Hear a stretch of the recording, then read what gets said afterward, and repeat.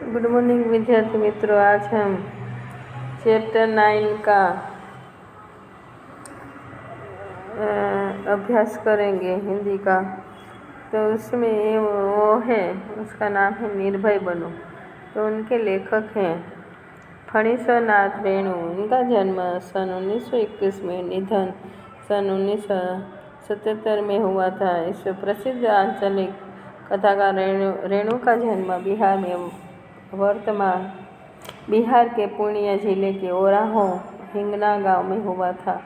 इनकी शिक्षा दीक्षा उनके गांव तथा नेपाल तथा वाराणसी में हुई। उन्होंने भारत तथा नेपाल के स्वाधीनता आंदोलनों में सक्रिय भाग लिया तथा कारावास भोगा। कुछ समय तक उन्होंने आकाशवाणी पटना में कार्य किया। अपने पहले उपन्यास मेला आंचल के प्रकाशन के साथ ही वे विख्यात हो गए। उसके पहले वे एक कहानीकार तथा रिपोर्टर लेखक के रूप में साहित्य जगत में सुपरिचित हो चुके थे। रेणु जी की रचनाओं में उनका जीवन अनुभव मुखरता है। जीवन की स्वरूपता क्रूरता को अमानवीय मानवीय सहृदय तथा पूर्ण तटस्थता के साथ उन्होंने अपनी रचनाओं में व्यक्त किया है। उनकी भाषा में लोक बोलियों के शब्दों का प्रयोग ध्यानाकर्षक है। भाषा में ताजगी और नयापन है। मेला आंचल, परती परिकथा, जुलूस, पलटू बाबू, कितने चौराहे आदि उनके प्रमुख उपन्यास तथा ठुमरी, अग्निखोर, एक आदिम रात्रि की महक आदि उनके प्रमुख कहानी संग्रह। भारत सरकार ने उन्हें पद्मश्री की उपाधि से सम्मानित किया था। यह अंश उनके उपन्यास कितने चौराहे के 7वां प्रकरण से लिया गया है। विद्यार्थी जीवन में ही हो मानवीय सामाजिक मूल्यों के प्रति कथानायक मनमोहन का कैसे झुकाव होता है, इस अंश में इसका चित्रण है। शिक्षक इस पाठ में निर्भयता के गुण का विकास करने का प्रयास करेगा। प्रियव्रत राय मैट्रिक में पढ़ता है।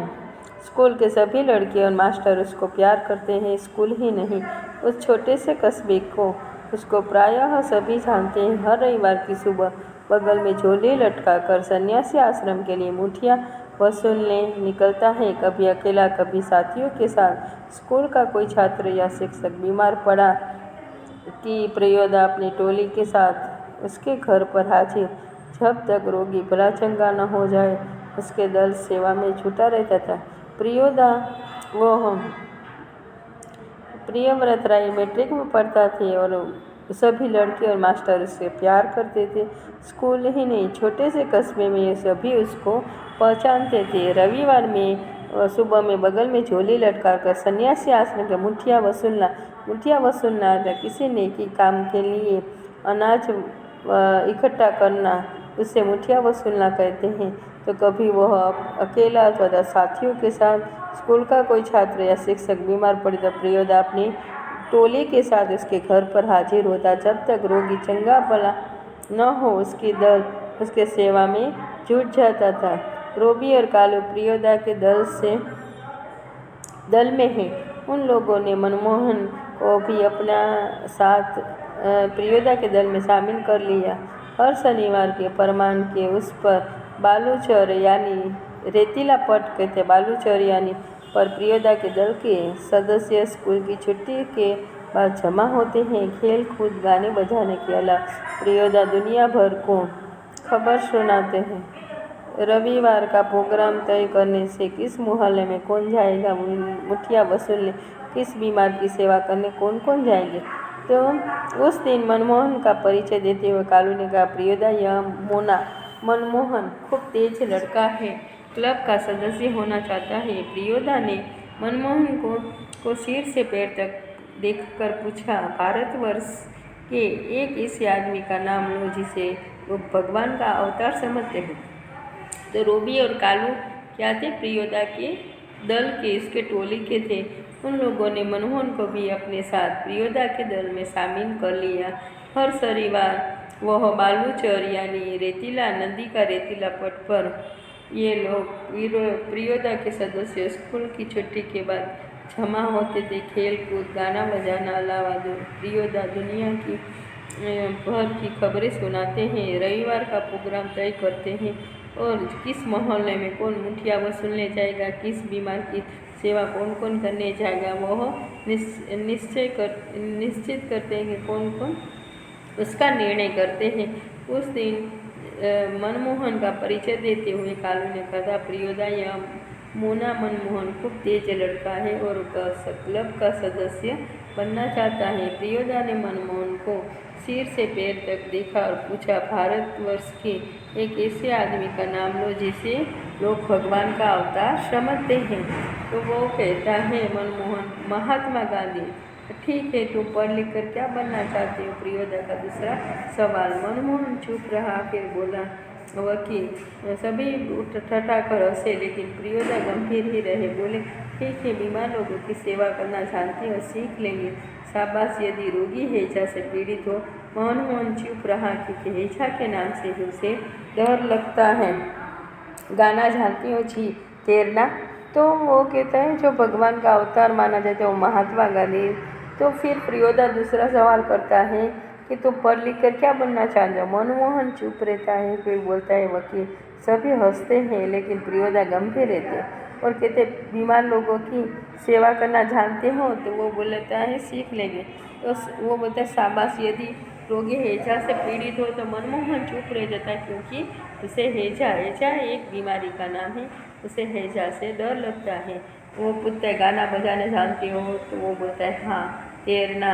तो वो बोलता है, जी नहीं। प्रियोदा ने सूर्य नारायण नामक सदस्य से कहा, सूरज मोना तैरना नहीं जानता तो सीख जाएगा, एक दिन उठाकर पानी में फेंक दूंगा, खुद तैरने लगेगा। सभी हंसे। सूर्य नारायण पढ़ने में कमजोर है, लेकिन उसका शरीर मजबूत है, रोज 100 दंड बैठक करता है।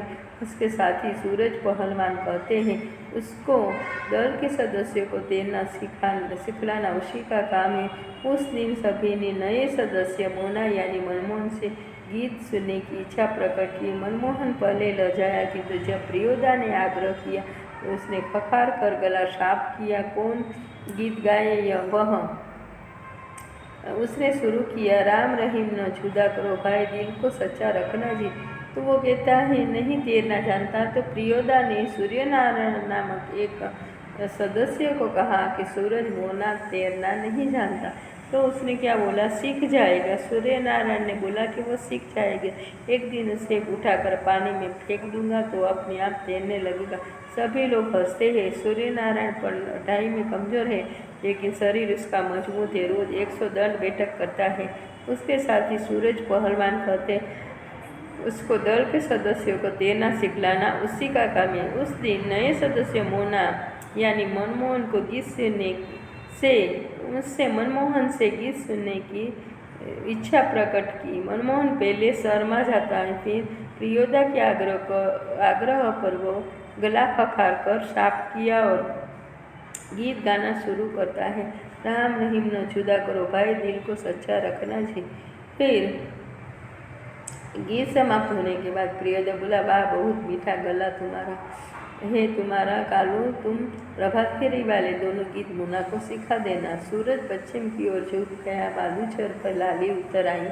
परमान की धारा पर डूबते हुए सूरज की अंतिम किरणें झिलमिलाए पखेरु दल बांधकर बांसवन की ओर लौटने लगे। प्रियोदा के दल के सभी सदस्य पंक्ति बांधकर लौटे। पुल के पास एक गाड़ी वाला तन्मय होकर गीत गा रहा था, भोला गरीबक दिन पहिया हर भोला गरीबक दिन। सूरज ने उसी सुर में सुर मिलाकर गाना शुरू किया, एक ता जे लोटा छल बेटा छल, तीन पनिया विवेद काल लोटा लेलक छिल। कुत्यानंद झा ने कहा, विद्यापति की लाचारी है, लाचारी लाचारी। तो गीत समाप्त होने के बाद क्या बोला? प्रियोदा ने कहा, तुम्हारा गला बहुत ही मीठा है। तुम जो कालू को कहता है कि तुम से प्रभात फेरी वाले दोनों गीतें मोना को सिखा देना।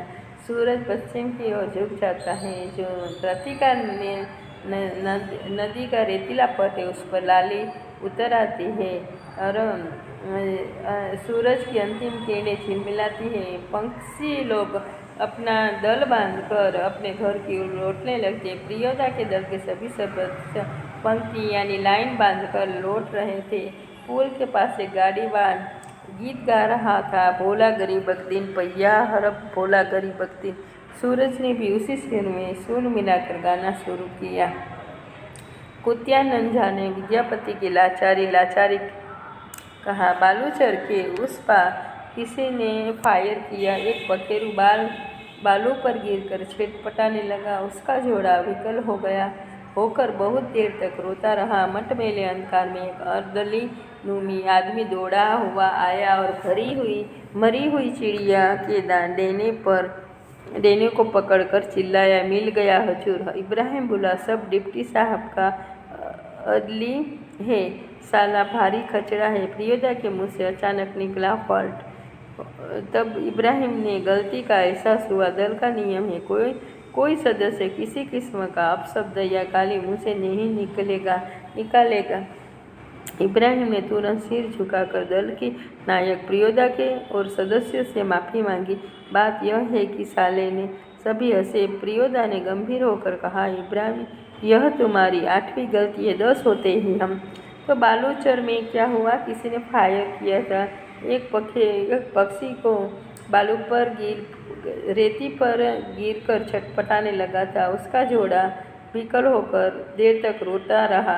एक अर्दली सा आया, उसने कहा कि मिल गया हुजूर।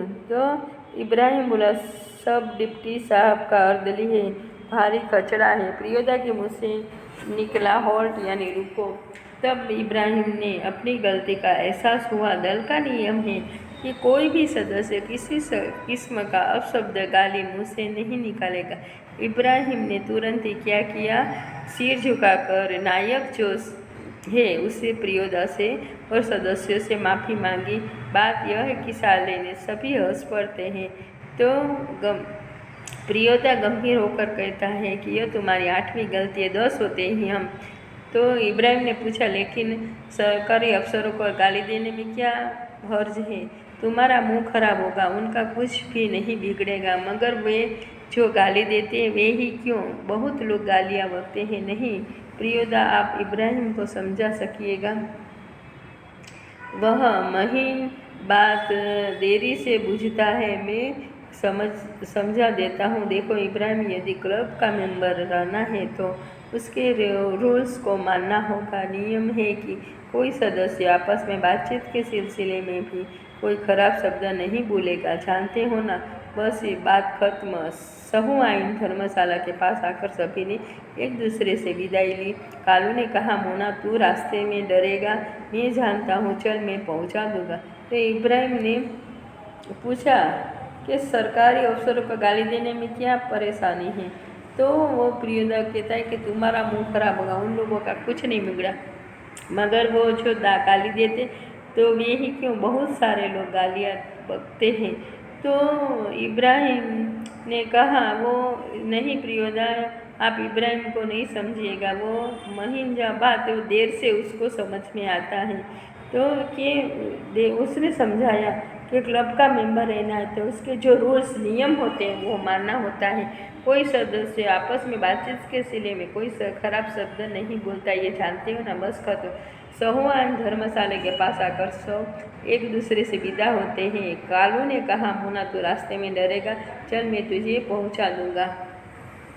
प्रियदा ने कहा, मोना डरता है, मैं उसे पहुंचा दूंगा, तू घर जा। कालू रास्ते में प्रियदा चुप रहे।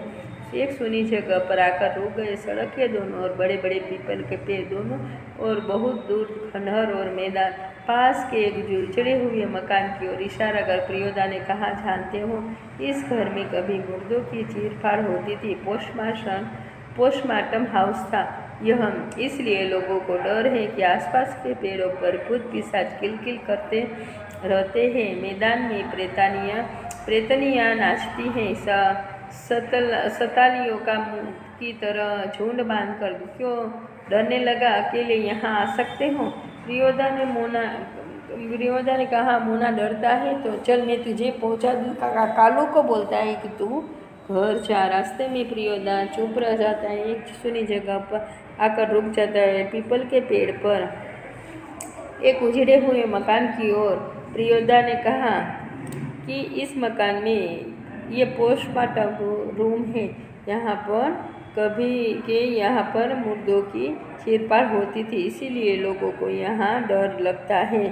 तो कि उससे मोना से कहता है कि तुम अकेले यहाँ आ सकते हो। तो मोना मनमोहन बोला, जी नहीं। प्रियोदा ऐसे हंसे और बोले, देखो मोना, भूत प्रेत ऐसे आदमी को कभी नहीं तंग करता जो 10 काम करता है।